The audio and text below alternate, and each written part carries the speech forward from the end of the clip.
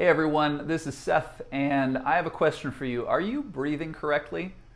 Well, what I want to encourage you to is just throw that question out. There's a lot that you could find online and elsewhere about the correct way to breathe, but I think that's the wrong place to start. There's a lot of different breathwork practices, a lot of particular procedures, but really I think one of the most powerful things you can do to improve your breathing is just become more aware of how you are breathing, and then from there you can begin to experiment a little bit with new ways of breathing. And I think you'll find that in addition to maybe exploring breath work, as you may know if you've been watching this channel, I've been doing Wim Hof method practice for a couple months right now. I love it. So this is not against breath work at all, far from it. But how do you breathe during the normal course of your day? I want to give you 5 different qualities of your breath that you can begin to pay attention to. First question, are you breathing? That might seem like a funny question, but the fact is many times throughout your day you may well be holding your breath. Why? Because you're surprised, because you're pissed off about something, because you just stubbed your toe. There's a lot of reasons, and the main thing is when you notice that is just to resume breathing, of course. But why do you hold your breath? You hold your breath because something isn't right. Maybe you've lost your balance. But the thing is, you want to begin to notice the situations that you hold your breath. And sometimes it might be a recurring situation. Perhaps there's a person in your life who, a coworker or someone in your family, it's a little difficult to be around them and you just don't really enjoy it. And there's a way that when you're around that person, you just begin to kind of restrict your breathing a little bit. So it's worth saying holding your breath doesn't mean that you necessarily always completely stop breathing, although you may well be doing that at times. But there's just a way that sometimes we stop really allowing the breath to flow in certain situations. So it's okay, it happens, but begin to look for that. Okay, second question. Are you breathing through your mouth or are you breathing through your nose? Now, I would recommend throughout the day for your normal activity that you are breathing through your nose. Your nose is there to filter the air, to moisten it, to warm it. It's just generally going to be way better if the majority of the time that you're breathing through the nose rather than the mouth. Now, it's not 100%. Of course, I'm breathing a fair amount through my mouth right now because I'm talking. So it's great that we have these 2 different ways to breathe and that we can move between them. But one of the things that I've noticed, even though I have a very clear idea for myself that I'm generally trying to breathe through my nose, there will be moments in my day when I just kind of realize, oh, my mouth is kind of hanging open here and I'm breathing through my mouth. What happened, right? So again, when I notice that, it's just a little signal to me and I usually just close my mouth and I go back to breathing through the nose.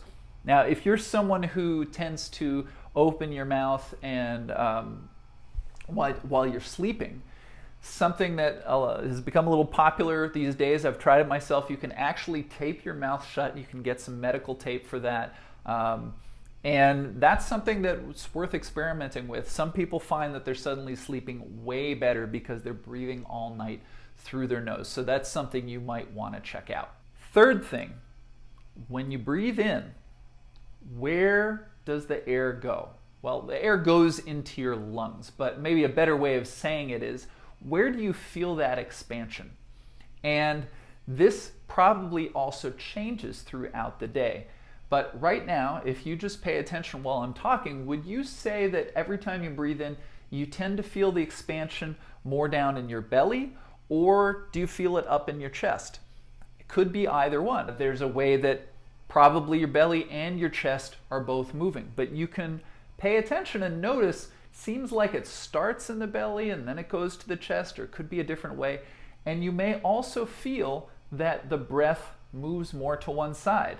So if I breathe right now and I try to expand my belly, I actually feel that I get a little more expansion on the right side. So this is fine, but what I'm going to suggest here, and I'll suggest for many different situations, is that when you notice a quality like this, just experiment with the other quality. So I may be breathing and feeling the expansion in my belly, but then I can breathe in and expand into the chest. Now, again, if you ask which one's the right way, I can tell you, I even do have an opinion, but what if you just breathe 10 times into your belly and then breathe 10 times into your chest and ask yourself, which one of these feels better? Which one do I want to do all day? Because the point is, if you're observing your own habits in your breathing and you're experimenting with your habits, what you feel is more likely to convince you, and frankly, I think is better than, oh, I watched a video on YouTube and this guy said blah, blah, blah, blah, blah. So try each one. What do you feel? Okay, same thing when you breathe out. What happens to the shape of your torso when you breathe out? So again, let's just think of the belly and the chest. Do you draw your belly in? When you draw your belly in, the chest tends to expand, or if you expand your belly, the chest may be flattening. The fact is, you can breathe out either way, but notice what you are doing, try it the other way. Some of us, we tend to breathe in more, and some of us tend to breathe out more, and that you might even see that in someone's posture. You might see someone who sort of has an expanded chest, or you might see someone whose chest is kind of sunken.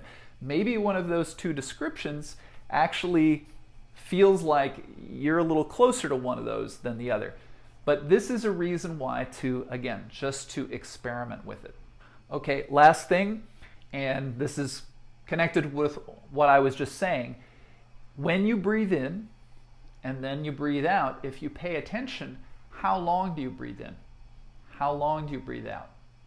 Now you can think of a lot of different situations where it might be more useful to breathe in quickly and then breathe out slowly. Like right now while I'm talking, I'm trying to keep my train of thought and I'm trying to explain something that I want to say. So I don't want to pause for a long, long time to breathe in. But in another situation, maybe I want to take a nice slow breath in, and maybe if I'm blowing out a birthday candle or something, that's going to happen quickly.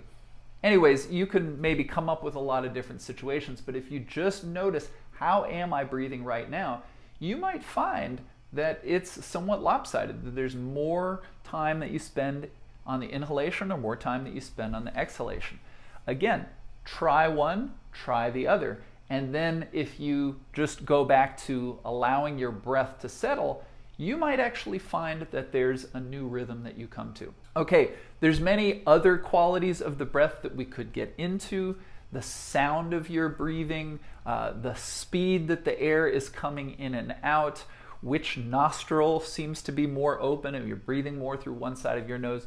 You can play with those ideas in similar ways. I just wanted to give you some basic qualities of the breath that you can begin to pay attention to, and then, experiment with them. And I think you'll find, in addition to any kind of formal breath work that you may be doing, that just bringing a little more awareness of the breath into your day is going to have a really positive effect on your overall experience of breathing.